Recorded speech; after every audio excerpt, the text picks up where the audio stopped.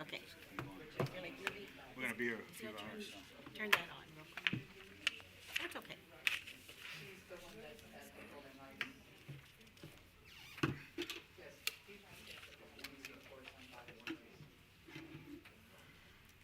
You ready? I'm ready.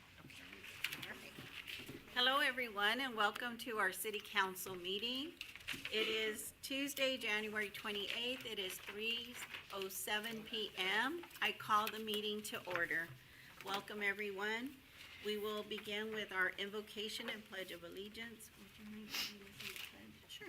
Okay. And we have Pastor Matt Moreno with BT Church that will be guiding us through our invocation and then a moment of silence after it. If everyone will stand, please. I was asked by the mayor to lead us in a time of silence for Roberto Bobby Cuellar. And so I just want to read his obituary just so you can know why we're observing the moment of silence. Bobby was born on August 20th, 1952, and married his wife on February 17th, 1978. He was proud to have been born and raised in Alice, and he was a devoted husband, father, abuelo, brother, and friend. When not on the road for baseball, he enjoyed golfing, barbecuing, mentoring young baseball players, and above all else, spending time with his children and grandchildren. He will be remembered as someone who was firmly rooted in Alice, loved his family, chased his dreams, and claimed to have never worked a day in his life because as long as I'm at the ballpark watching a baseball game, I'm happy. The family is a longtime supporter of the Boys and Girls Club of Alice, and Alice's National Little League baseball field was named after Bobby in 1996. In 2019, the Bobby Cuellar Bridging the Gap Scholarship was established and is awarded annually to the most deserving Alice Coyote High School baseball player. In 1969 and 1970, Bobby led the Alice High School baseball team to the program's only two district titles. The 1970 Coyotes made the school's lone appearance in the state tournament with the group of young men that Bobby remained close with throughout his whole life. At the end of that year, the Amarillo Chamber of Commerce awarded Bobby the 1970 Texas Schoolboy Baseball Player of the Year, the highest statewide award offered at that time. After high school, Bobby attended the University of Texas on a baseball scholarship, where he continued his exceptional play on the field and again forged friendships that would last the rest of his life. At the conclusion of his time in the 40 time on the 40 acres, Bobby was selected by the Texas Rangers in the 29th round of the 1974 draft, starting a career in professional baseball that recently saw him celebrate his 50th year. His playing days included time with the Rangers, where he only allowed one run in a 6.2 major league innings. Bobby also spent time with the Indians and pitched in Puerto Rico and Mexico. Toward the end of his playing career, he was signed to Seattle in 1983 and served as a player coach for 3 seasons before transitioning to coaching full-time. His coaching tenure is highlighted by major league stints with Seattle, Montreal, Texas, Pittsburgh, and Minnesota. As a manager and pitching coach, he influenced the careers of Omar Vizquel, who he managed in the minor leagues, as well as Randy Johnson, Pedro Martinez, and Joanna Santana, all of whom won their first Cy Young Awards when being coached by Bobby. Despite all his success, Bobby was the most proud of his mentorship role coaching baseball afforded him. Mentoring young men both on and off the field fueled his love for coaching and longevity in the game. He took particular responsibility for young Latin baseball players, both pitchers and not, and sought to help them to adapt to the American game and culture in a way that would set them up for long-term success. It was his passion for education and the development of players that made his last 10 years with the Dodgers some of the most rewarding in his career. With that time includes league championships with the Great Lakes in 2016 and Ogden in 2017. He transitioned to special assistant of player development, brought him tremendous joy, and allowed him to travel to the continent working with young pitchers in Dodgers organizations. An added benefit, with no more young children at home, Nora had the opportunity to join Bobby on the road, and they truly enjoyed this chapter of life. Bobby is what Coach Castellano would call the ultimate coyote. So let's observe in a moment of silence, honoring his life and legacy.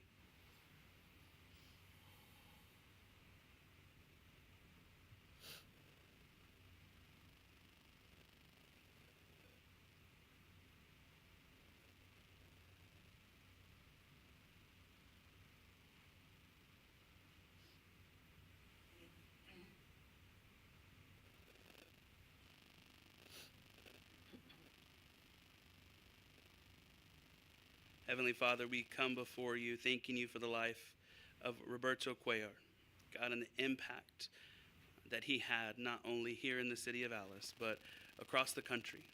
Lord, we pray that you would draw near to his family during this time of their grieving and their mourning, Lord. But most importantly, I pray that the family and everyone here in Alice would celebrate the legacy that he leaves. God, knowing that he was a small town boy with big dreams, and they came to pass, can give hope to the younger generation here in Alice that they can have big dreams and they can come to pass. Lord, and so I pray over our meeting today, Lord, and we come before you just with gratitude for the opportunity to serve this city and its people.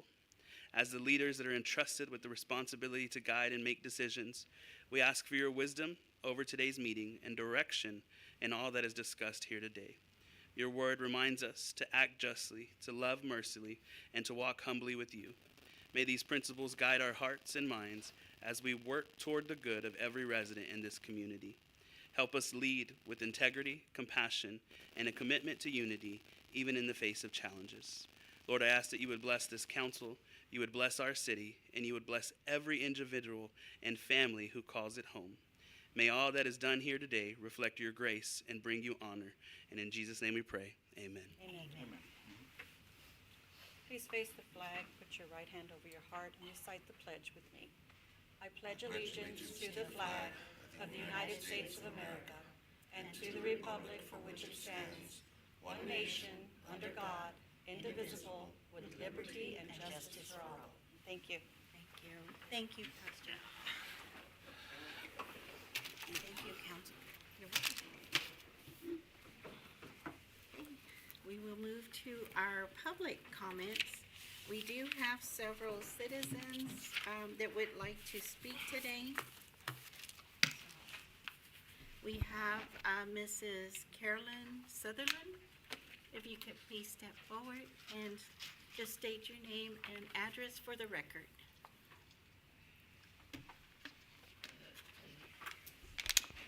I'm Carolyn Sutherland, 1125 Grisham Road here in Alice, Texas. Been a resident of Alice since 1966, which is before most of you were born. I'm here to talk about the natatorium, the swimming pool out on the edge of town. This is a major piece of Alice that I think we really need to take into consideration and perhaps do a little bit more for it. I think we need to advertise it more for the people of Alice as well as Jim Wells County, because there are a number of people out there that use the pool that are not just from Alice, but they're from Banquetti and Heavernville and up and down Highway 44 as well as 281. And so as later on you discuss the YMCA when it comes to it, I've heard things about the Y is going to release their hold on the natatorium and release it back into Alice. And if that is so, to me, that's a good thing, because that gives Alice a chance to really make it something special. There's a bunch of acres out there that could be turned into a wonderful park, a place where maybe a convention center or something like that could be built. I understand that that part of the bypass is growing and that there's going to be new building along it, which will bring in people. We're the hub. We're the hub of this area. And so people from all around, every small town around Dallas, needs to know about our natatorium and needs to be invited in to come and have it. Maybe an open house of some sort where people can come in and have a free day of swimming so they can enjoy it, enjoy the pool outside as well as inside. And so as you talk about later on in closed session about the natatorium, look at it as something that really is a gift to Alice and something that is really special for us. Thank you very much. Thank you. Okay. Next, we have Ms. Belinda Silva. Sorry. My name is Belinda Silva. I was hoping I wouldn't have to go next. I'm still a proud resident of Alice. I am going to tell you right off the bat, I know this is probably an infringement of my time, but I am pending a treatment. You have a medical excuse already. You will have to vote on an extension of my time. I am saying to keep that in mind. They wanted to charge me $1,600 for lab work because they cannot draw my blood anywhere else, and I'm waiting till I turn 65 in March. So forgive me if I cannot spend thousands of dollars right now or do not wish to until I turn 65. That being said, I will ask for an extension of time because I cannot speak as rapidly as normal. Our city lost some heroes recently. I've waited 9 years to try and write grants to have a multi-sports complex center built here. In the near future, if ever allowed to, I would like to suggest that we name it the Bobby Cuellar Multi-Sports Complex, and perhaps a kindness concession stand named after Cookie Barrera. Now here comes the part that I believe many people would understand, me having to play hardball. As per number 18 on the contract, the City of Alice was supposed to be responsible for getting a detailed financial monthly report from the organization managing it. According to city records, the city manager failed to do his job by allowing 42 consecutive months to go by without getting one single financial report at all. How has the city been able to give a budget report the last few years to the citizens if they never knew how much the facility was generating, what the expenses were, etc.? Keep in mind that he has also had trouble with the previous contract at the auditorium, including the superintendent, who had to come out to tell the truth to the news media. That is on file. The concerns that are most urgent for our community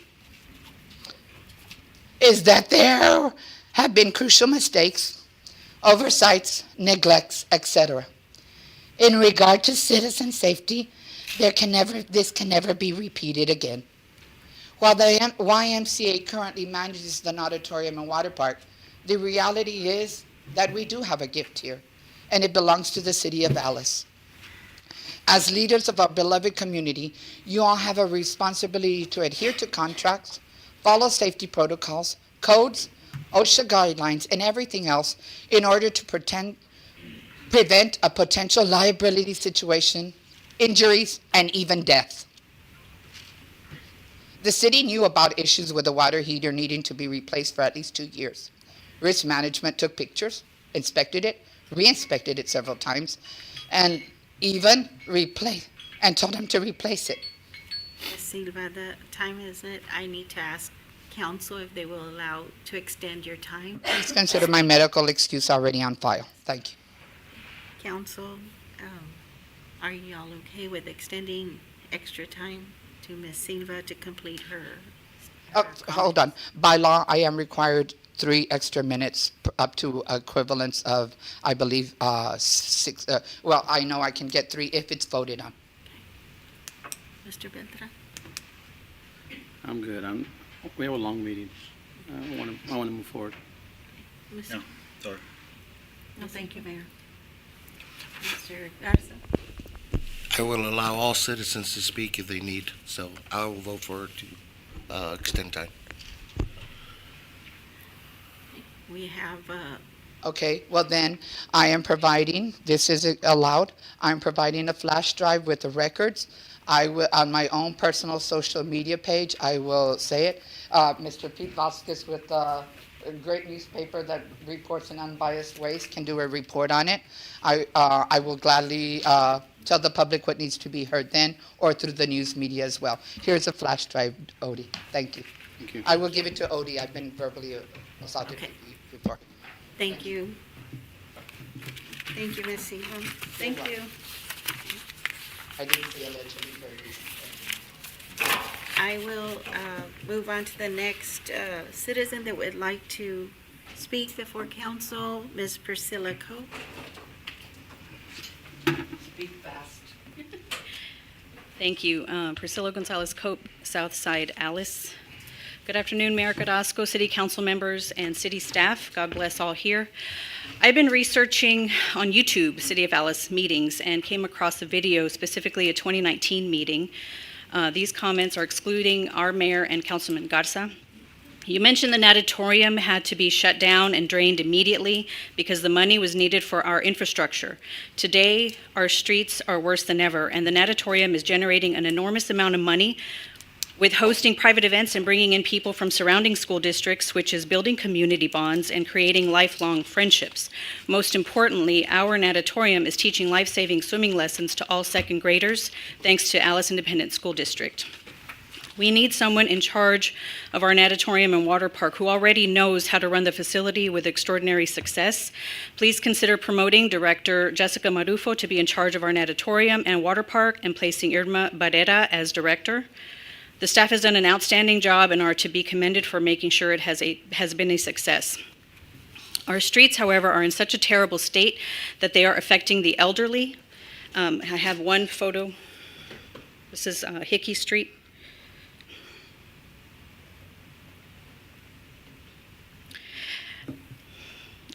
One elderly in our community to be mentioned whom could no longer attend church in her wheelchair because she couldn't be pushed on the road because she was also confined to her home because of the huge rocks on her street.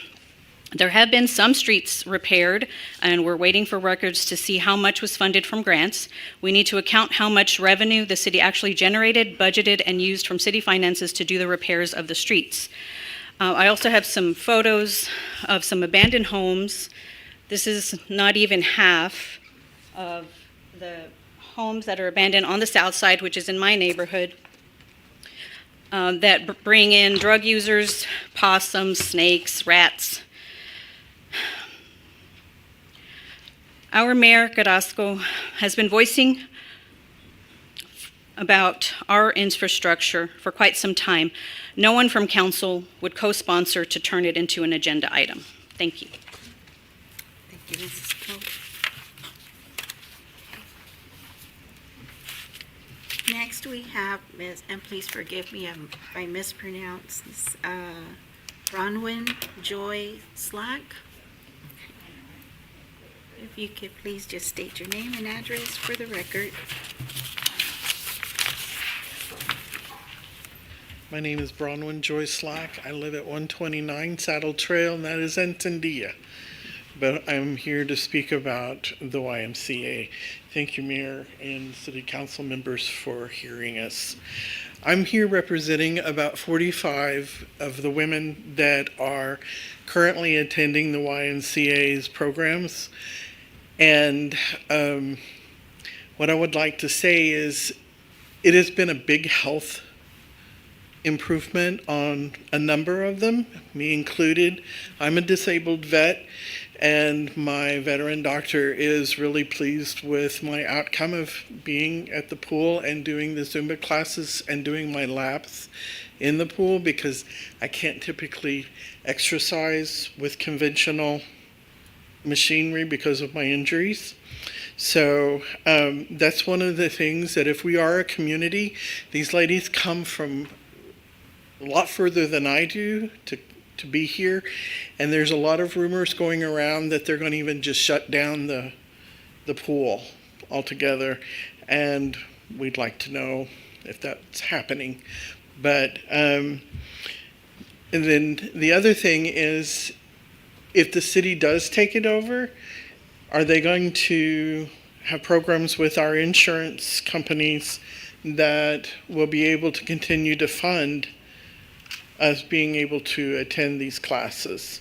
So that's another part that I've been speaking with some people, and as long as it's a city pool, unless they take the steps to contact these insurance companies and get programs started with them, that they won't pay for it.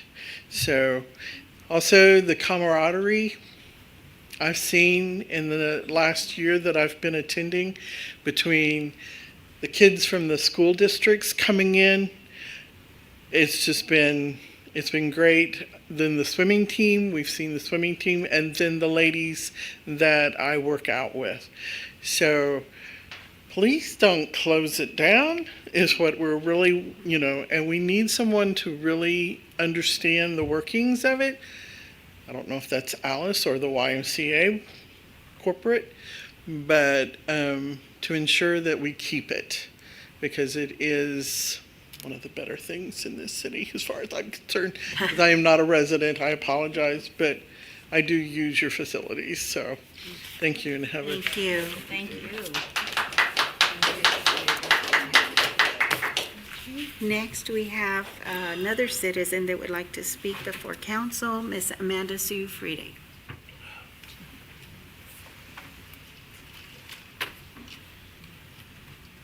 Hi. You can state your name and address for the record. I'm Amanda Sue Friedek. I live at 1112 West Main on the west side of Alice. Our family owns Silver Star Food Store on the south side of Alice. And I have a remote marketing business, brands marketing, that is remote. So guess what? I work everywhere in Alice. I wear many hats, as most of you know, and have grown with me over the last 10 plus years. And it's an honor to be a resident of Alice. I'm very proud of it, especially in our rural communities. I would like to formally invite everybody in the city of Alice to attend on February 13th at 4:30 p.m. at Alicia Salinas City of Alice Public Library. I will be reading my first children's book. So this is an exciting time, and thank you. It's called The Wilds Adventures, a Springtime Road Trip, and so it's a fictional children's bedtime story kind of scenario. It's about solutions and giving our children the empathy that they can find solutions on their own as parents and as community leaders. And I am partnered with the KDP, which is the Kindle program for independent publishing, as well as Amazon. So if you would like to purchase the book, wink, wink. I don't know if that's legal or not. Sorry, Mr. Lemon.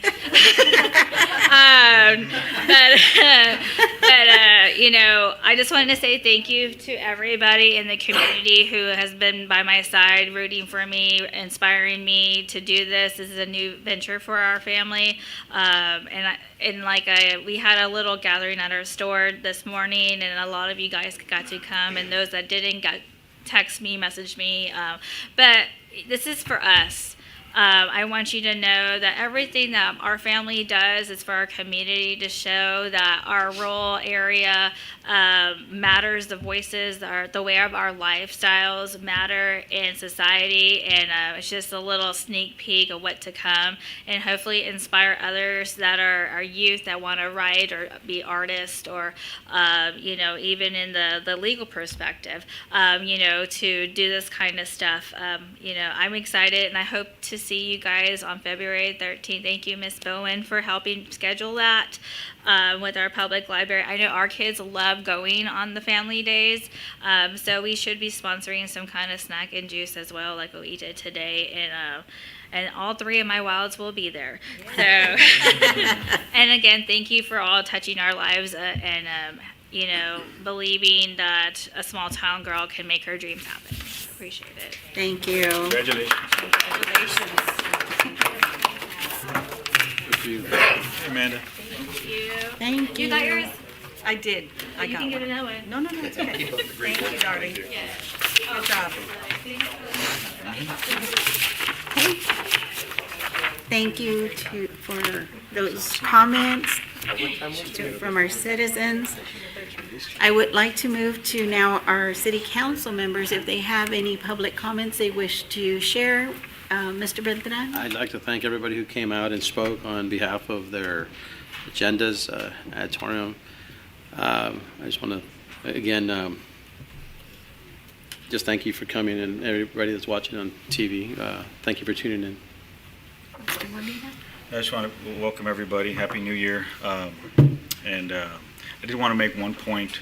There was a comment earlier about Mayor Carrasco bringing up infrastructure items to us as an agenda. It's never happened. I'm just being honest, So for somebody to come up and make a blatant lie like that, that's just not true. I've been here for 7 years, and yeah, I've been on council with her, and that'd be the last thing that I would turn down. These wheels of finance take a while to get there, and they're in the works. It just takes time, And if you have an issue with the street, call the city, call Michael. The worst thing you can do is just go on Facebook and just start blasting the city. That's the worst thing you can do, because if we don't know, we can't fix it.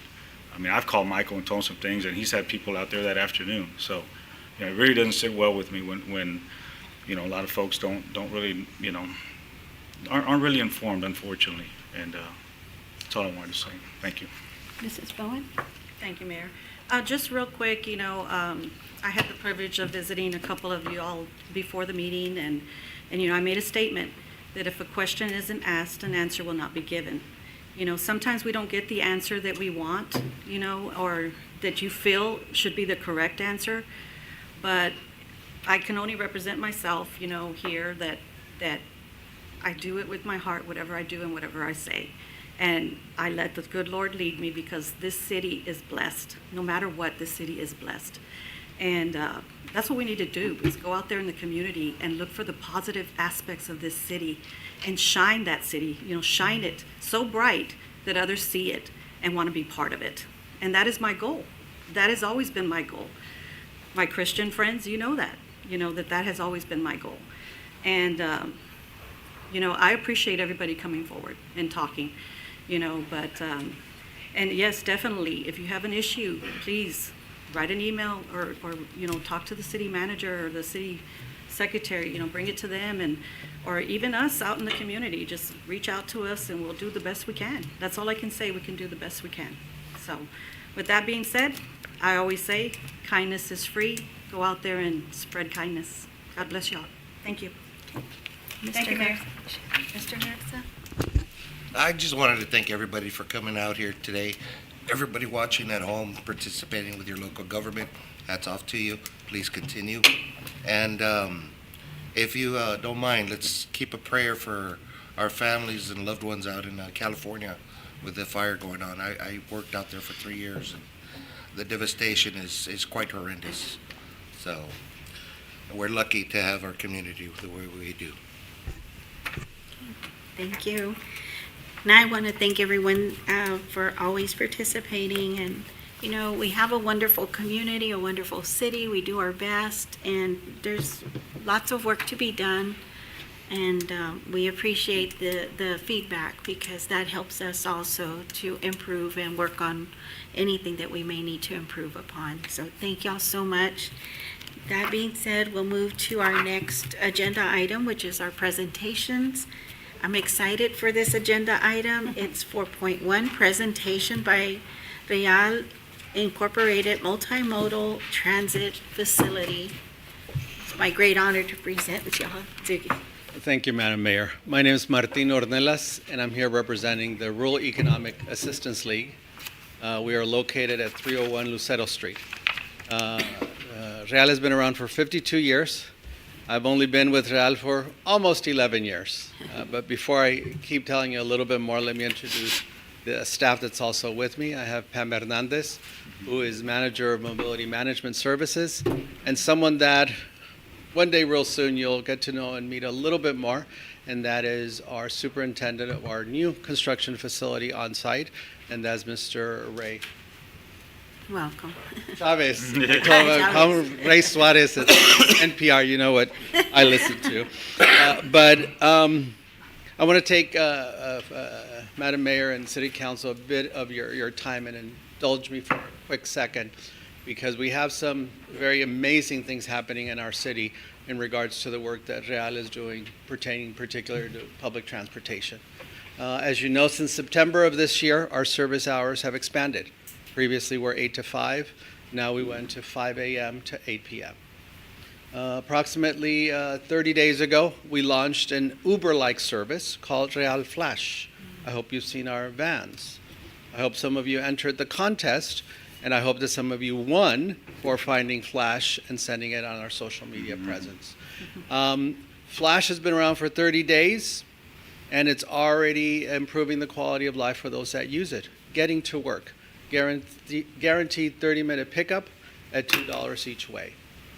last night, still not public yet, but last night I got notice that we have an app that's called Real Flash app, Real Transportation.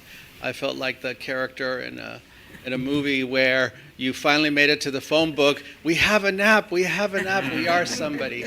But we truly are very proud of that work, and we hope to promote it much more, because there's only 2 areas where that service is playing out here in South Texas. Rockport Fulton area, and the other one is Alice Rancho Alegre area. And so we've made sure that the community is consolidated and is served under that framework of staying within this area. It's $2 each way. Call soon, go on your app like Uber-like and make your request, and someone will pick you up and take you back home within 30 minutes for 2 hours. So we know that it's a good advancement, and we look forward to coming back and sharing you getting on our Real Flash and moving you around town. So we look forward to that, and Pam will be following up with that directly. But let me focus on the reason why I'm here, and that is to talk about the Real Regional Transportation Headquarters, our operations and maintenance complex, which will be located at 349 Farm to Market, 1554. What I want to tell you is, I'm not asking you for money, right? I'm happy to report we're not asking you for money. Right? But I'm also happy to report that some of you, I believe, Mr. Beltran, you've been part of some of the early discussions that I've been part of Real for the last 11 years, because this project has been in the making for 11 years. Right? 11 years, and I believe, Mr. Beltran, you were part of the contingency that traveled Correct. to look at other facilities. So the fruit of your labor is coming true. Finally. Right? With, at this point, $0 investment from the city. Thank you. For an amazing Yeah. benefit for not just the city of Alice, but the region, and as a hub city in a regional framework. What you need to know is what you see is what we will get. These are not theoretical photos. These are actual, the final mocks that have been sent to our construction company that is going to very soon begin the actual construction phase. We are currently in pre-construction, and be aware that we have been in communication with Michael, the city manager, and I wish he was here so I can personally thank him for his support that he's providing us. Our plans have been provided. They're currently being reviewed, and certainly before the construction phase, we'll wait for the appropriate permits, but we're waiting to hear from the city. But at this point, Michael has been a tremendous, facilitating a lot of information and allowing us for a number of pre-construction activities before we get into that point. So if you see a little smoked in a week and a half, our superintendent is working with the county on making sure that the work that can be done before construction begins is being done. But in a couple of days, you'll see a little movement over there and trees coming down preparing for that. But let me move on to the next slide, if I may, please. Or do I have the control that I don't know about? There we go. Thank you. And also for the record, the number to call in the interim to make transportation requests is 361-668-3158. We always like to start our work by grounding it in who we are and why we're doing what we do. Real, as an organization, has a goal for a dignified quality of life, with a vision to honor the value, worth, and dignity of all, and with a mission to lead as a regional organization by community-driven solutions so that everyone has a fulfilling, independent quality of life. That's what drives us. To let you know, in numbers, we've been around for 52 years. I wish I could say longer than my age, but that's not the case. But it has been around for 52 years. Currently, employs about 175 employees, the majority of which are here in the city of Alice. We operate key programs, including a food pantry, 7 housing facilities, 2 adult day care centers, our health services, our clubhouse, which is right on the border with Jim Wells County in San Diego and Duval County, called our Real South Texas Community Clubhouse, serving adults with serious mental illness, and our robust 9-county rural public transportation services and department. This is the entrance you will see as you enter the facility on 1554. As you get closer, this is an aerial view of the entire complex and the campus. In the back, you don't see a secondary retention pond, but it will be there on a temporary basis to ensure that as the county continues its water mitigation efforts, we adequately prepare for current and be able to adapt to connect for the future for the whole area. And the goal is very clear: ensure that every area in our community does not get flooded intentionally or unintentionally, especially with a facility like this where there is a lot of pavement on top, and so it's non-porous, and so the water has to go somewhere. Be aware that we have taken our goal and vision very seriously, and we will ensure that our residents, near our current residents or future residents, are never flooded because of the construction of this regional facility that we'll be building. As you get closer, safety is the primary concern, and you will see that there is fencing around that front pond. It's not a fishing pond. It is a retention pond, but there will be no fish and no fishing, so they won't be allowed. What you see here in the plaza, the front view, you see the front, and you also get to see on the left-hand side. This will be a connecting system for intercity buses, that it will ensure that we are connecting our area and our region to other services within the state of Texas, the Eastern Seaboard, as well as future plans that we have to ensure that we also connect to airlines by having some routing directly to our nearby airports, both south, east, and north. This is a view from the entrance on the side of the building that is purposeful for all our guests entering in our facility. This is the rear view, because be aware that this is a 44,000 square foot facility on both floors, and it also includes a regional training center in the center portion of the two wings. That we do see as serving our purpose of training professional individuals, including in transportation, convening the 26 rural systems as well as future urban systems coming into this area for training purposes. So we know that, and for you to be aware, for every dollar that's invested in transit has a multiplier of $6. Keep that figure in mind, because it will ensure to accomplish that in the future.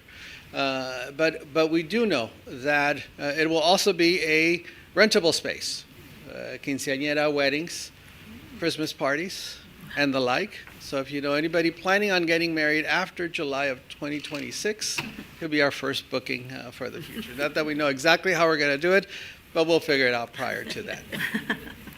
What you see on this side is where the passengers will be dropped off, both our buses as well as the larger bus system, the intercity bus system, with all the passenger amenities that will be housed right on the western wing lower floor.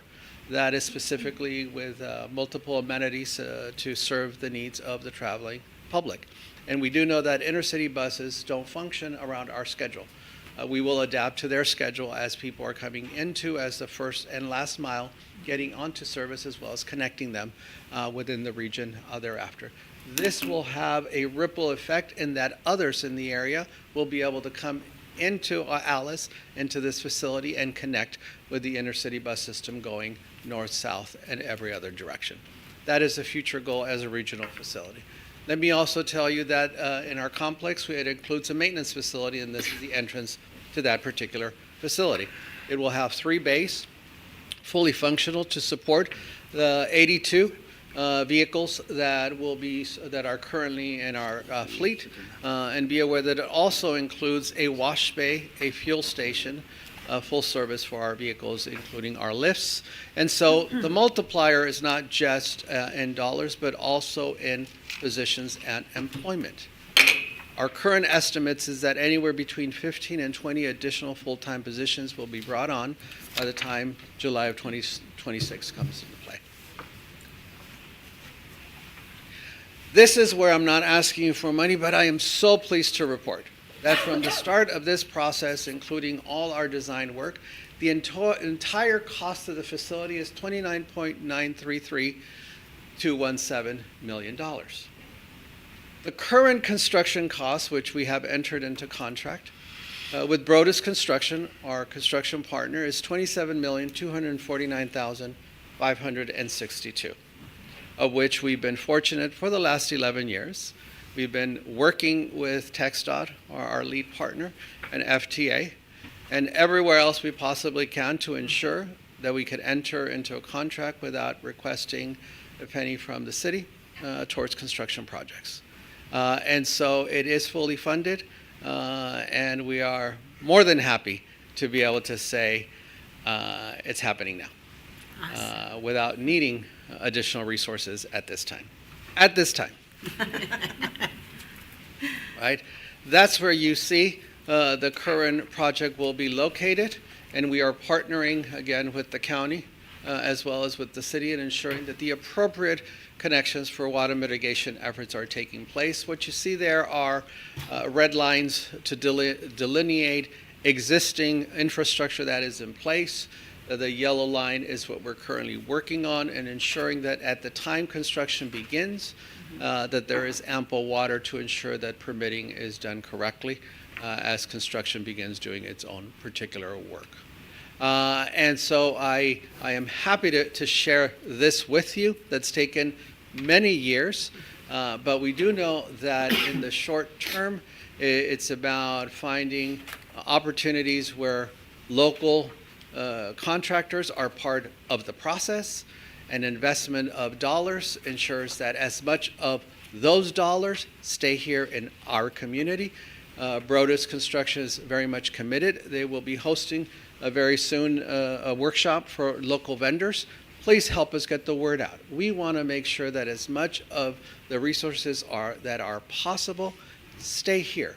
The investment is for our community, for our future, and ultimately also for our children to know that there's a facility that can come in and do events planning. They can come and do mechanic work. They can come and do other types of duties that we see coming in the near future. And so we do see ourselves as a regional center, as a regional site. Most appropriately connecting to the previous conversation is right off of 1554 in that particular area. And so with the final note that I leave you is with that $6 for every $1 of investment.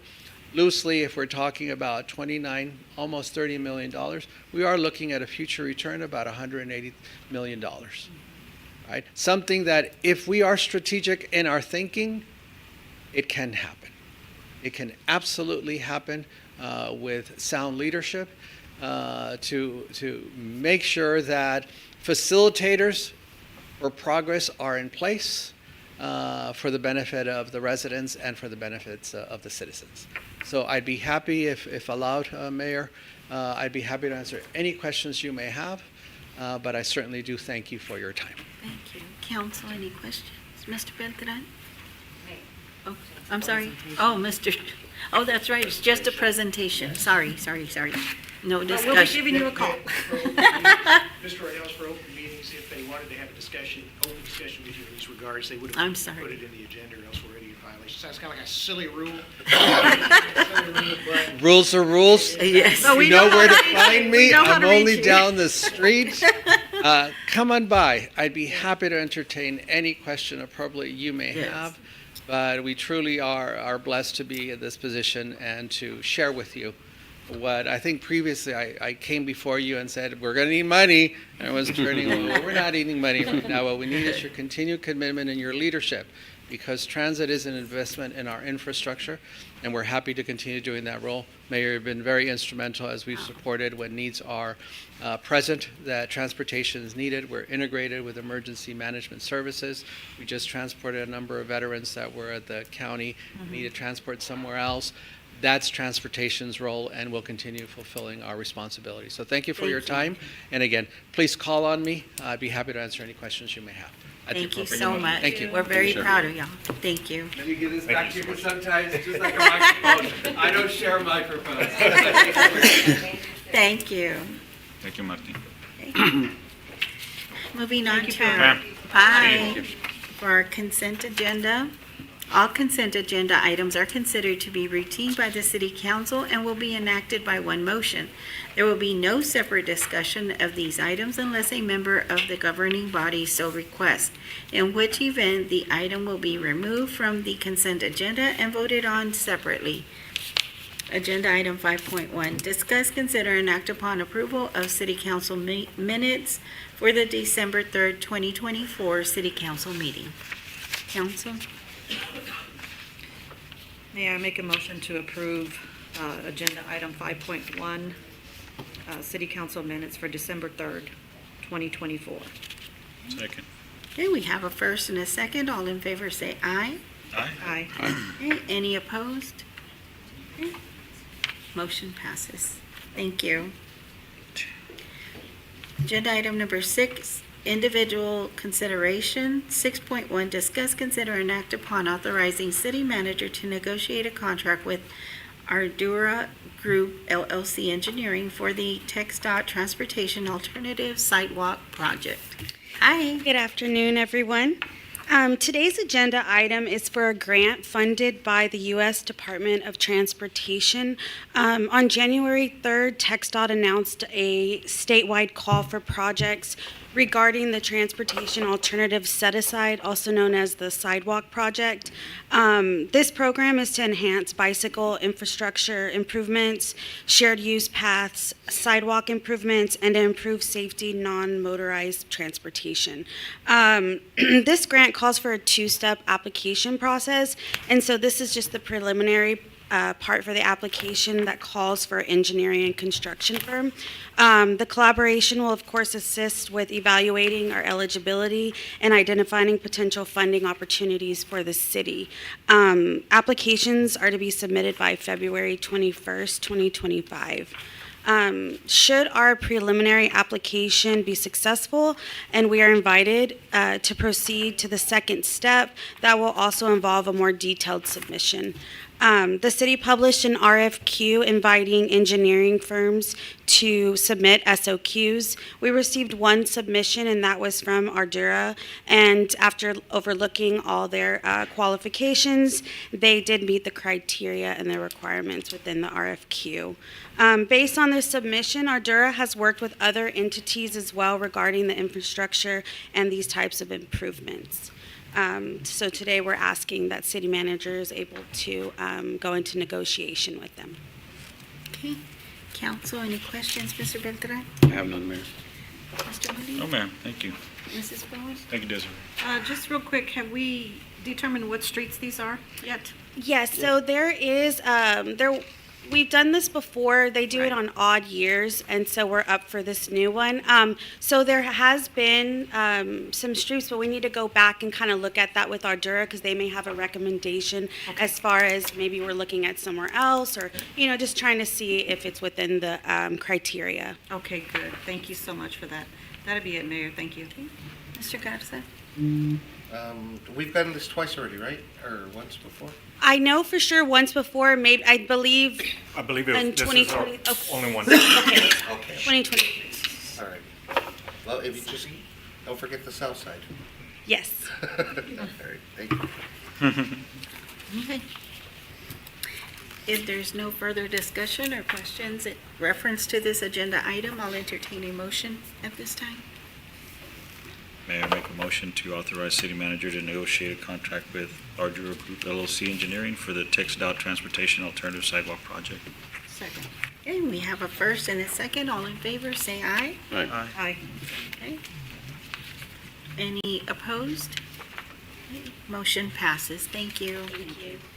I'll go ahead and stay up. Yeah, I think you're gonna.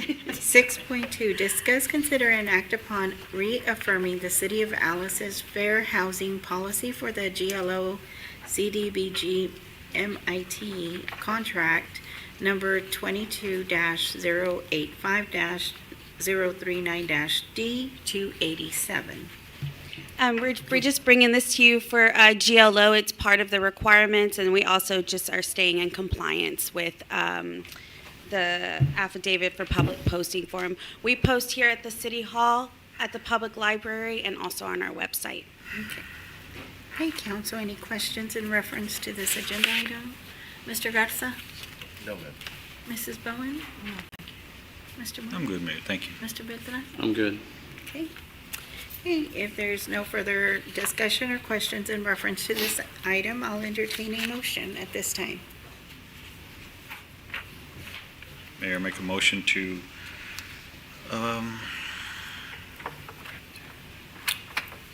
To reaffirm the city of Alice's fair housing policy for GLO CDBG MIT contract number 22-085-039-D287. as stated. Second. We have a first and a second. All in favor, say aye. Aye. Any opposed? Okay, motion passes. Thank you. Thank you, Desiree. Okay, 6.3, discuss, consider, and act upon accepting and approving a final plat being a tract of land containing 14.112 acres situated in the city of Alice, Jim Wells County, Texas, being out of Lot 8, Block 4 of the Adams Fresnel farm tracts of the Los Fresnos grant, according to the plat thereof recorded in Volume 1, page 12, map records of Jim Wells County, which said 14.112 acres consists of certain tracts conveyed to Frank B. Lloyd Grafton, Baker J.P. Blake Jr., Common Shear, Frank W. Usery, I hope I said that right, F.C. Thorpe, and Miguel Rios, trustees of the Alice Independent School District by virtue of warranty deeds recorded in Volume 103, page 636 and 638, deed records of Jim Wells County, and conveyed to A.D. Butler, A.M. Allison, F.C. Thorpe, Carlos Garcia Jr., Pablo T. Gonzalez, J.A. Kilahar, thank you so much, and H.H. School trustees of Alice Independent School District by virtue of warranty deed recorded in Volume 160, page 165, deed records of Jim Wells County, which said 14.112 acres. Okay, that was long. Yes. Hello, Mayor and Council. Hello. The agenda item number 6.3 on the screen is actually for the rezone of this property.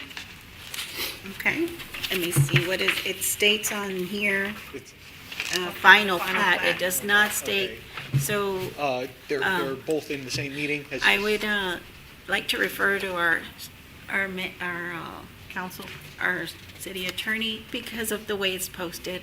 Yes, ma'am. We said final plat and Limit. not a rezone. But over here, Working boy. and the clock. That's okay. I have a question on agenda item 6.3. Our agenda item states final plat, and it's actually supposed to be the rezoning. a rezoning. So can we proceed, or do we just table because it's not stated properly? Say the agenda Okay. item 6.3 on the screen references the rezoning of from R1 to LSR1. And how it's presented on the agenda is how it's posted. Yes. Yes, sir. Unfortunately, and this is our summation of it for presentation at council, but it's not necessarily what was presented or what was posted. And due to an error in the posting, and that's not on you, but due to an error in the posting, that unfortunately we listed it as a plat. As a plat. So we just need to come back in. Is there a, Timeframe? yeah, I think we Yeah. might have another meeting. We should do have. have Next week? one on the Yeah, 6th. next week. I know we have both items in this agenda, a replat and a rezone for the same property. Okay. On this agenda, what item number?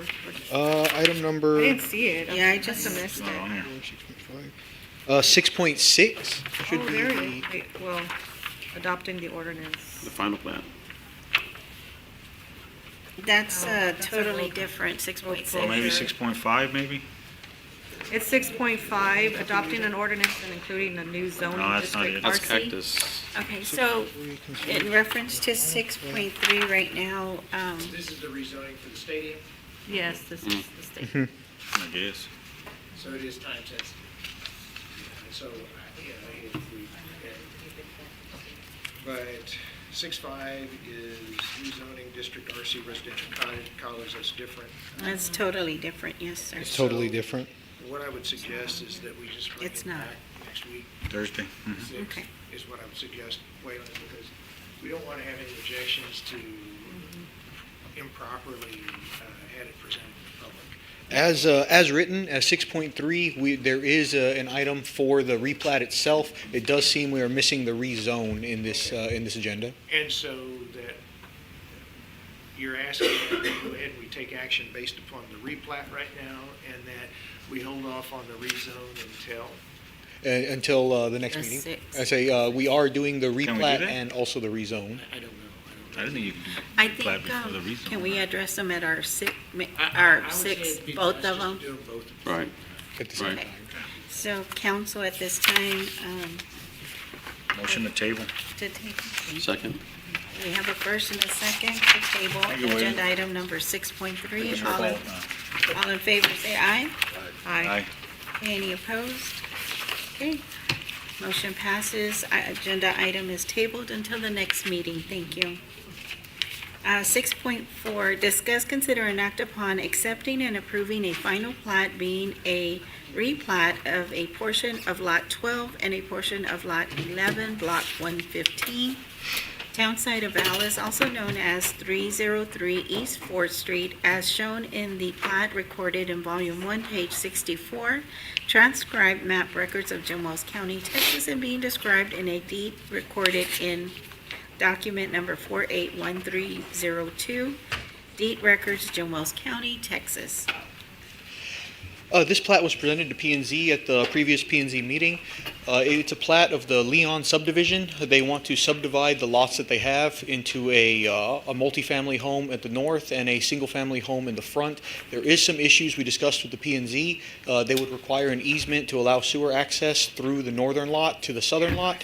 We also see some issues with the square footage on the northern lot. Ultimately, P&Z did disapprove this plat.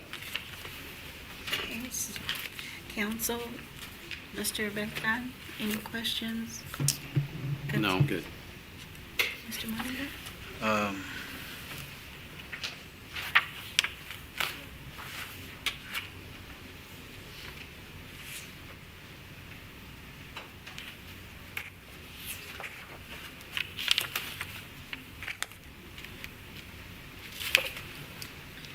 Sorry, I'm Do looking you at. want me to come back? No, I'm looking at the P and Z. It's in here, right? In the P and Z where Yes. where they denied it? Which item is it? Is it 8?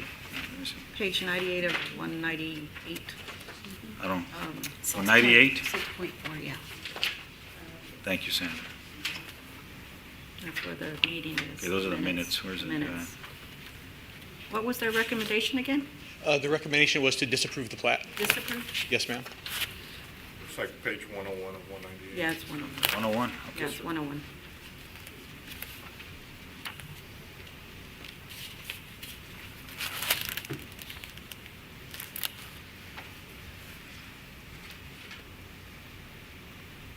Okay.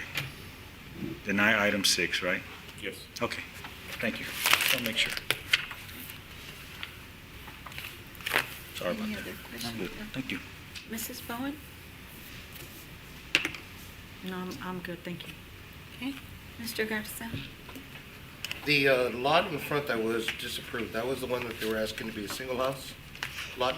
Yes, sir. Currently, I believe it's all one singular property. The northern lot containing the smaller building is actually on the same lot as the southern lot, and they're trying to subdivide it and rezone to have an R1 in the front with the single-family home and rezone the rear to support multifamily homes.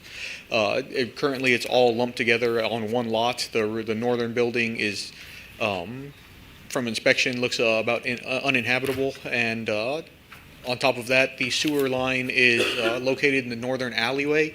The sewer service runs to the R1 zoned house, the single-family home. It would have to cut through the lot that contains the multifamily home. They didn't lay out an easement in the plat, and also the northern lot does not meet ordinance requirements as far as square footage. Gotcha. Now, when you say it doesn't meet square footage, is that a structure that they're intending to build, or the lot size? It's going to be the lot size.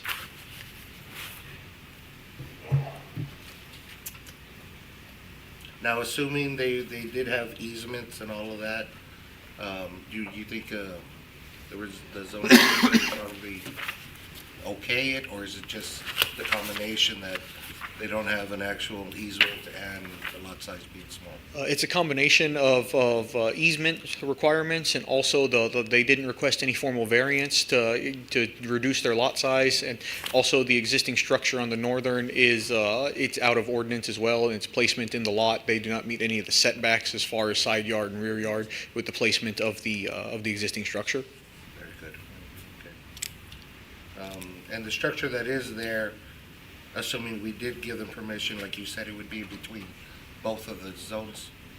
So that structure that's currently there would probably have to be torn down? The structure that's there, unless they request formal variance and it's granted by the city manager and the engineering department, more than likely that structure would have to be removed.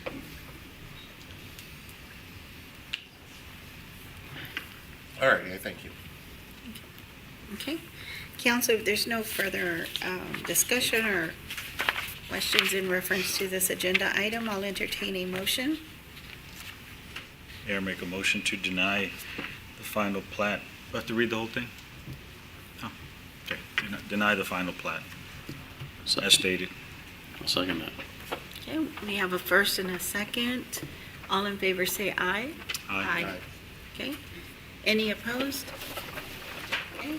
Motion passes. Thank you, council. Okay, 6.4, discuss, consider, and act upon accepting and approving a final plat being a replat of a portion of Lot 12 and a portion of Lot 11, Block 115, town site of Alice, also known as, wait, did I read? I'm reading the, I was like, I'm reading 6.5. Discuss, consider, and act upon accepting and adopting an ordinance to include a new zoning district, RC residential cottage. This item was also proposed at the previous P&Z meeting. We went through the items that we have here along with some maps of theoretical ideas of the layout proposed in the ordinances proposed. What we have here are ordinances pulled from the city of Corpus Christi. The city of Corpus Christi has a cottage district that allows for development of smaller, more economical homes. Those homes are combined into a planned development. The planned development also has a community area that is maintained by the community. The city of Corpus explains that a homeowners association is required to maintain the communal areas.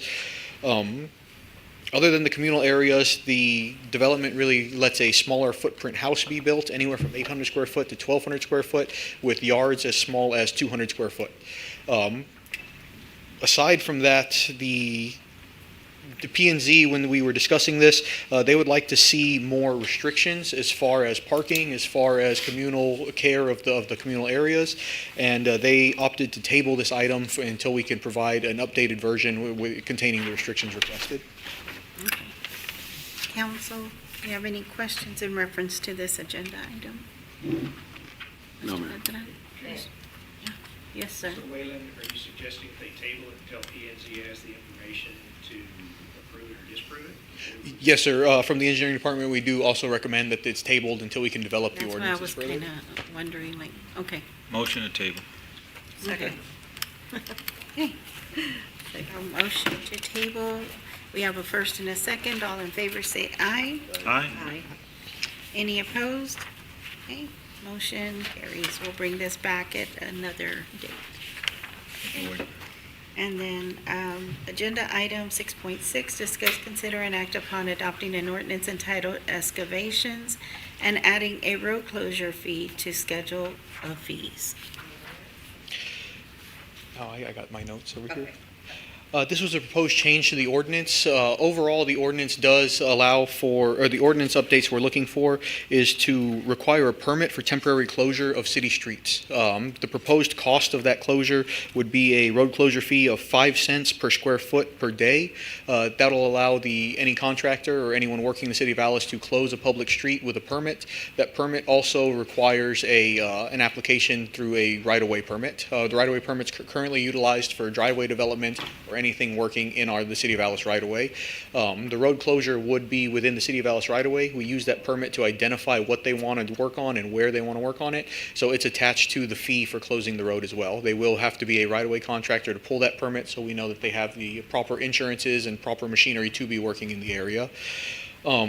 Aside from that, another update we have is to update the cease work order that we have established in the permit section of this ordinance.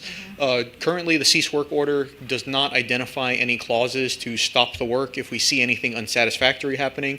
It allows us to stop the work if they perform, have a subpar performance. And what we have here is the cease work would be updated with the wording to be able to stop the work if we have the inspector go out and see something that we know is not up to City of Alice specifications. And rather than tell the contractor after the fact, we would be able to stop them and have them remediate it. It'll save them time. It'll save them costs. Rather than having to demolish what they've done and rebuild, we can go ahead and identify the problem, stop the work, and tell them that they need to, meet City of Alice specifications. It also identifies a cease work order we did not identify previously. This one will allow us to stop work if there's any damage to city utilities. We have seen quite a bit of damage of city utilities in the recent time, and we have no way to stop the contractors from working if they are to break utilities and opt to not repair them, opt to not pay the city for repairs either. We have no standing to stop that work from happening. We want to go ahead and include a clause in there so that way if they break any utilities or anything and they don't want to repair it, or they want to continue work and repair it later, we would be able to stop the contractor from working to have them prioritize the repair itself. Okay, council, any questions? Mr. Ventura? Along with the utility I thought you had repairs. finished, sorry. Along with the utility repairs, there is another clause that we want to add with this ordinance update. That would be requiring the utility user to report any damages immediately to the inspections department. Again, we've seen that some damages go unreported, and we see problems back up more.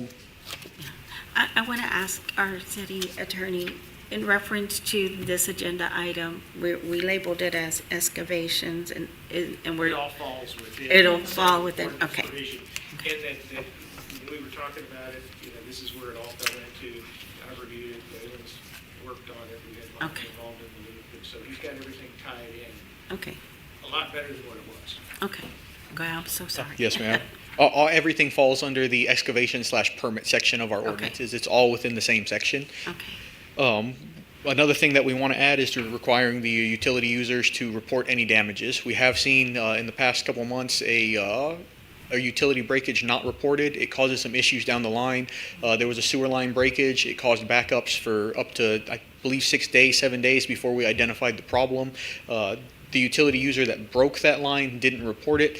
What we want to do is be able to, if the repairs go unreported, have the utility user that broke the utility bear the cost of investigation to find that unreported break. What we saw as an example was the sewer line was broken, and there was 6 days of our vacuum truck driving around town pumping manholes while we looked for this utility breakage. We want to go ahead and specify that utility breakages must be reported. If they go unreported, the offender will be liable to bear the cost of investigation. Those costs are limited to costs including third-party rentals, third-party services, machinery used by the City of Alice at FEMA rates, any kind of administration costs, and also we included in the bottom of this the report needs to come directly to the inspections department so we can have our right-of-way inspector go straight out to the facility and see what the problem is.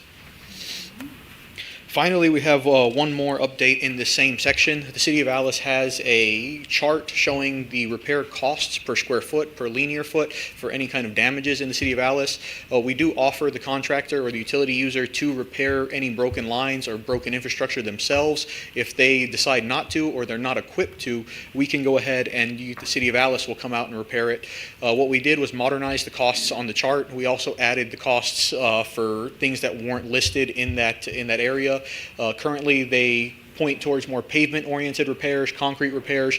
We're seeing a lot of underground development. As the City of Alice ages, we have a lot more buried stuff. So when things break underground and we need to repair it, there was no established cost for that. This will both cap what we can charge as far as repairs. It'll also give us a fairer number to recuperate our damages as far as repairing these lines. All of the numbers were estimated, I believe, at the end of the year last year. They're all modernized numbers. The numbers are slightly higher than if we were to do a new installation. They're higher because repairs are slightly more difficult than it would be to do a new installation. The chart does lay out even manhole repairs, sewer line repairs, pavement repairs, anything that we could see a contractor breaking in the city of Alice and opt not to repair, we would have a set number to charge them back to be able to repair our own utilities. I believe that's all the updates contained in this single ordinance update. Okay, thank you. Mr. Beltran? It's a lot of work, William. Congratulations with all that. I did have one question about preventative or ensuring that when our contractors are digging and we find out 6 months later that there was a leak that was caused at the original site, is there any way that we can inspect the site before we cover it up? Yes, sir. We normally do right now have our right-of-way inspector on site. Usually he will visit the site, whoever's digging in town or who's doing any utility installation, he will be on site and make his rounds around town at least once or twice throughout the day. He goes out and visualizes everything. And that's really what his job is, but he can't be there 24 hours a day, is why we're trying to emphasize the reporting. If he sees something, he definitely will point it out to the contractor and have them do a remediation. But if it goes unnoticed, if it happens when he's not there, they would bear the cost of the repair for not reporting it. Okay, I see. Okay, that's good. Good work. Mr. Molina? No. Mrs. Bowen? On this chart, it says excluding repair clamps, so is that any material or just the clamps? Excluding the cost of repair clamps, the cost of repair clamps varies wildly. A 6-inch repair clamp can cost anywhere from $1,200 to $1,800 depending on the length, and we have up to 26, 24-inch line in the city of Alice. Those can vary anywhere from $12,000 to $18,000 depending on length. So we don't want to put a standardized value on that. That needs to be an as per break item, so that way we can price it as such. And the way it's stated here, does that include like as needed? I mean, would it be covered? They would cover it, right? Yes, ma'am. That's the way it's stated. Yes, ma'am. Okay. A lot of work, thank you. I did see a typo, but I'll get with you later on. Okay, We're good. okay. Mr. Garza?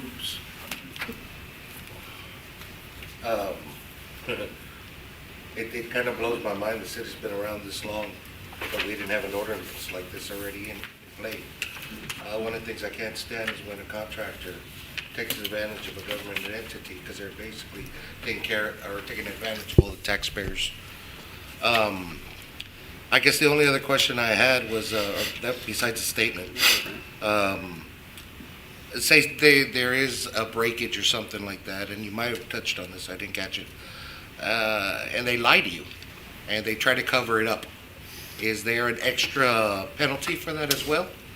We don't establish a penalty for that. We assume that everyone will be truthful. They'll either not report it, and that would be considered, dishonesty, and we would still be able to charge them the same amount. If they knowingly cover it up and not report it, it still falls under the clause of not reporting. Okay. Well, no, I think it's great. You and John, thank you for your hard work here on this ordinance, and let's get it through. Thank you. Yes, sir. Good job, John. Thank you, Waylon, for your hard work in looking into this. And council, if there's no further questions or comments, I'll entertain a motion in reference to this agenda item. Mayor, make a motion to accept the agenda item. Second. Is that, that's not sufficient? Let's Yeah. phrase it a little differently. Let's say that we adopt an ordinance to include new zoning district RC, here we go. Yeah, adopt an ordinance entitled excavations, adding all of the requested changes as made by the engineering department. As stated. Second. Yeah? Good job. Okay. You second, sir? Mr. Moon? Okay. We have a first and a second. All in favor, say aye. Aye. Any opposed? Okay, motion passes. Thank you. Thank you, Wayne. Yes, sir. Mayor, we've got Mark Broder here. He's got Yes, sir. Benavides. We're meeting in Benavides at 5 o'clock. We only have 2 more agenda items prior to him, but I would request that we go to executive session out of order if Okay. council and yourself approve, so we can go further on down the meeting. Council, are we okay with moving to the? hungry yet. No, that's fine. We're okay? Yeah. Lisa, thank you. Okay, so we'll come back to the other agenda items. At this time, we will move to agenda item number 7, executive session. In accordance with Texas Government Code, Chapter 551, Subchapter D, the City Council will now recess into executive session closed meeting to discuss the following. The City Council may enter into closed session or executive session to discuss the following pursuant to consultation with its attorney, Texas Government Code, and subsection 551.071. 7.1, consultation with its attorney regarding contract with YMCA. 7.2, consultation with the attorney regarding an update on litigation involving the multi-use facility. Okay. At this time, it is 4:23 p.m. We will now enter executive session. Thank you.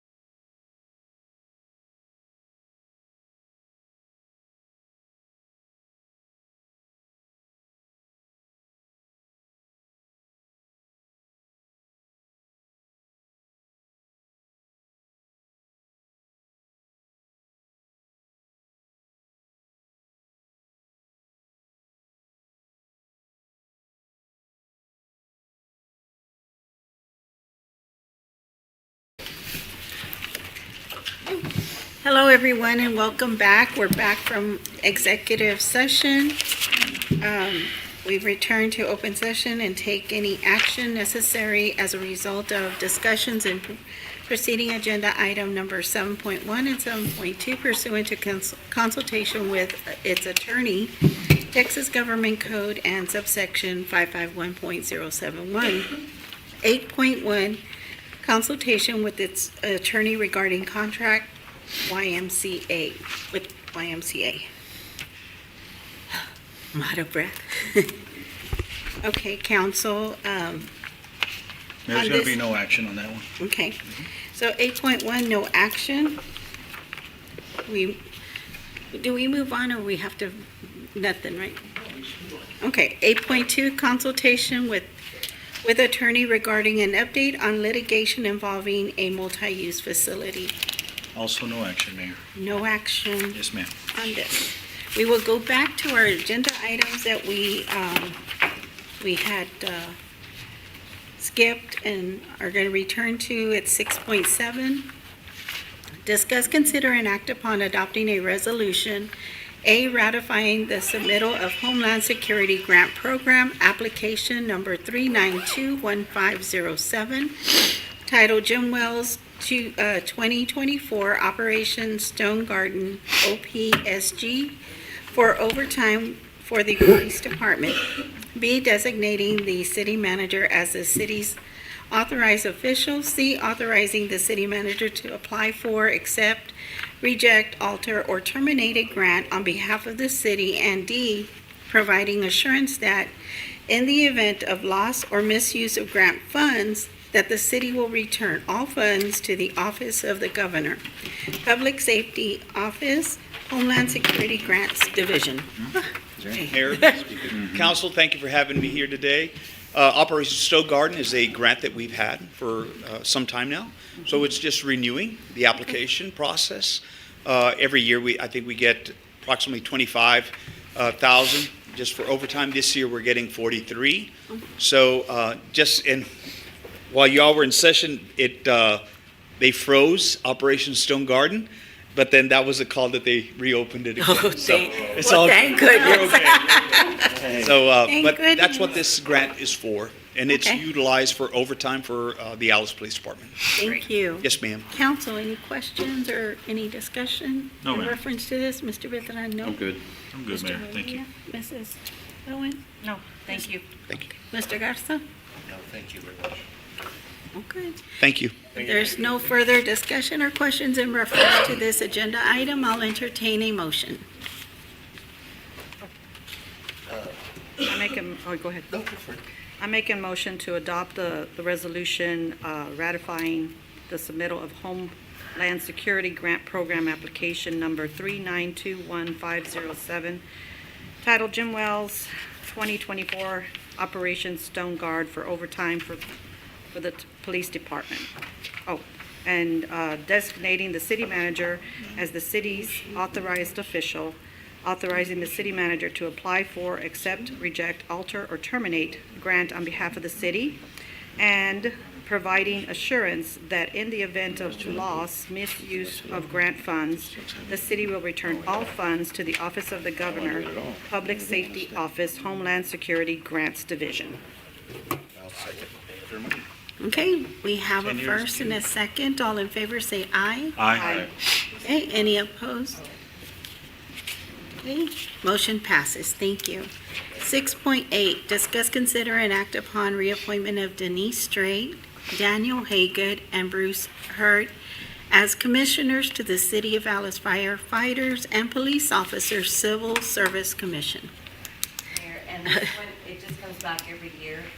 They still want to continue to serve, so we're just asking that you all reappoint. The city manager appoints them, and you all get to Approve them. And it's still Danny Haygood, Bruce Hurd, and Denise Strait. And you spoke to them individually? Yes, ma'am. Okay, thank you. Okay, council, if you have any questions, Mr. Beltran, No. Mr. Molina? No, I'm good. Mrs. Bowen? No, Just that one. Sorry. Mr. Garza? Just one quick question.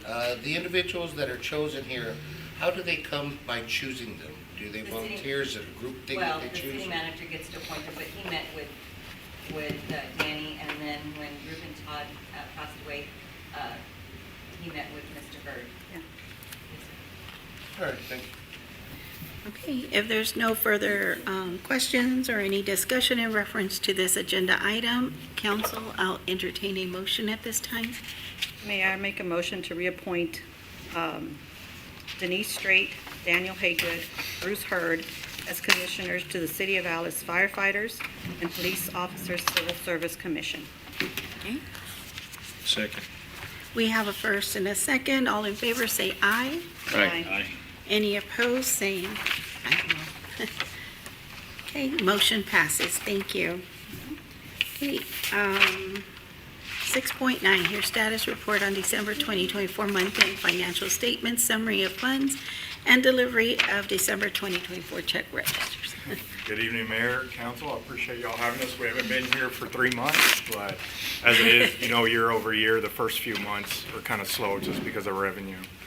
We'll start out with Exhibit A. General fund revenues are $1,870,205. Our property tax budget was $796,906, and year to date, we show $409,492. Sales tax was budgeted at $1,645,500, and we were showing $555,793 through October. So that's 1 month into the fiscal year. Exhibit C, we have our sales tax budget versus actual, and this includes the month of November. November's collection was $516,267. Our 2025 budget is $1,097,000, and we have an actual of $1,072,060. So we're just under budget by $25,000 roughly. Exhibit D, this is our actual 2025 versus actual 2024, and we're basically spot on from previous year. We're missing it by $165. We're above, I'm sorry, by $165. Exhibit E, we have our year-to-date expenditures for general fund. We have expended $3,224,176. At this point, we like to stay under 25%. We're at about 23%, so we're below. We're holding back a little bit, which is a good thing. Exhibit F, our revenues versus expenditures for all funds. Our general fund, we show a negative $1,353,971. Again, that's missing 2 months of sales tax, so that basically covers that. Our solid waste, we're at a positive 205,114. Our utility fund is a negative 22,928, and another one is a golf course, we're at a positive 38,194. Our final slide is our revenue over expenditures comparing previous year to this year. And at this point, like I mentioned before, expenditures, revenue over expenditures for this year, we're about $340,000 better than we were last year. Solid waste, we're also doing better than last year. Utility fund, I know it's still negative, but we're right there, almost breaking even. And the one I like to hit on is golf course. Again, we're positive, 38,000. We're running a profit over there. So those are our financials for the month of December. Okay, thank you. Council, any questions? Mr. Beltran? I'm good. Mr. Molina? Good, thank you, Gabriel. Mrs. Bowen? Not at this moment. Thank you, Gabriel. Okay, Mr. Garza? This is for December. Did we have a financial report for November and October? No, the reason being is because the meetings were pushed up. They were the first week of the month, and so we can't close out the month within the first 4 days. But this shows, I mean, these numbers now make up for that. Yeah, it's included.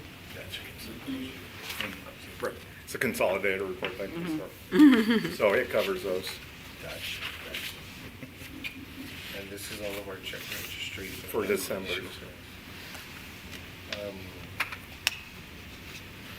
I just want to ask real quick on an invoice on page 172. We've got 108,600. And that's for, Trailer and Associates, they're helping us with the Virginia Street grant. So that is not, we don't pay that until we have the funds, so that doesn't go out of. gotcha, that goes back to that grant money. Okay. Another curiosity question that I had. Does the city have any credit cards? Credit cards, yes. Yeah. Do we get a financial report of all of the credit cards as well? Out of the spending, no, we don't. I mean, it's all built into the financials, but as far as like a detail, no. Like what, is that what you're asking? Yes, sir. A detailed expense? No, we don't provide that. But the expenses are built into. Crazy. It's coded. It's Right, coded. it's coded the line items Right. and everything, I so did that with my it credit factors cards. into it, yeah. Coded. It's just not, we don't have a detailed breakdown of every. And it's the code. checks and balances that Right. you do with the credit Right, card correct. and the coding. All right, thank you.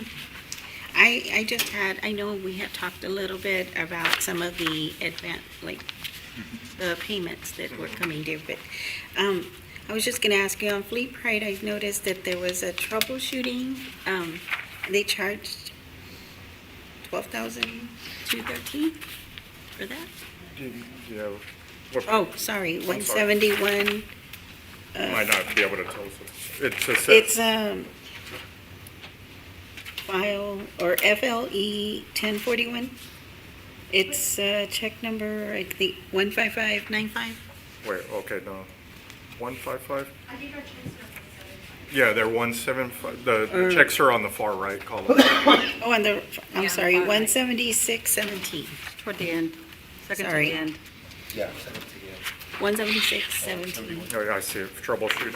It more than likely was a repair, but off the top, I don't know if you have a bigger one, Vanessa. Okay. It's on page 171, it's Fleet Pride, truck 956. 176017, 12,213.63.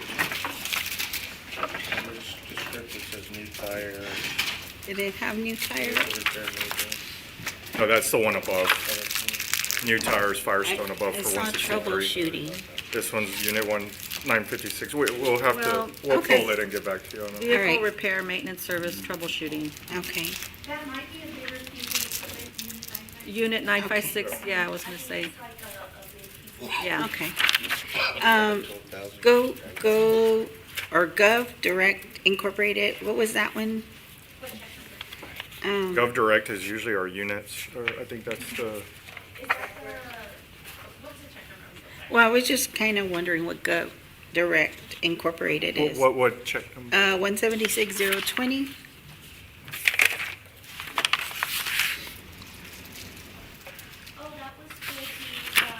Dex heads up vehicle kits for the Dex system. Oh, How much that is? It's for 25,000. For 25,000, so that is paid through the White Grants, ma'am. It's not through Okay. the city.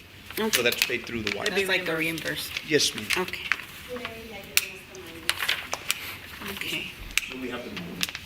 Okay. And the other one, Way to put like a G next to something like that way for further, Put it like for grant money or something like that, that way, and I guess it further, like if it's reimbursed, yeah, Or an asterisk. an asterisk something, or something. something in general that, We can Some look kind into of it. We can try. description in the note Yeah. thing. what is You Can Do It Rentals? They're the ones that, they're the little shop right here that they do a lot of our mower repairs. Oh, okay. The lawnmowers or, And the, They're good. FILO, I think that was. That was fire- Never mind, fire got it. fighters. It was apparel. Okay. Okay. And then, one thing I wanted to mention, because I know that we've been doing a lot of repairs on streets. We've, like right here, we show we spent about 47,000, and that was just on Hickey Street. And that's just one component, because we've spent more than that on just that one street. I think that was just for water lines. We were also, yeah, that's what I'm ARP saying, but fund. this, I was just saying, because they're saying we're not doing them, but oh, yeah. we've been working on a Right. solid, the sewer lines, water lines, and then we haven't done the final because we were waiting to finish up our water and sewer Right. lines. Infrastructure, yeah. But this one right here alone, just on the water line, we spent on that one street a little over $47,000. Okay, I just wanted to mention that, sorry. Nice. Yeah. We're working. Good to know. And that's it. I appreciate it. Working. Thank y'all. Thank you. Okay, so if there's no other questions or anything in reference to our financials, I'll entertain a motion for adjournment. Mayor, I make a motion to adjourn. Okay, we have a first and a second. All in favor, say aye. Aye. Hey, that was only one. Okay. Get it on Okay. record. Meeting is adjourned. It is 6:13 PM. Thank you so much.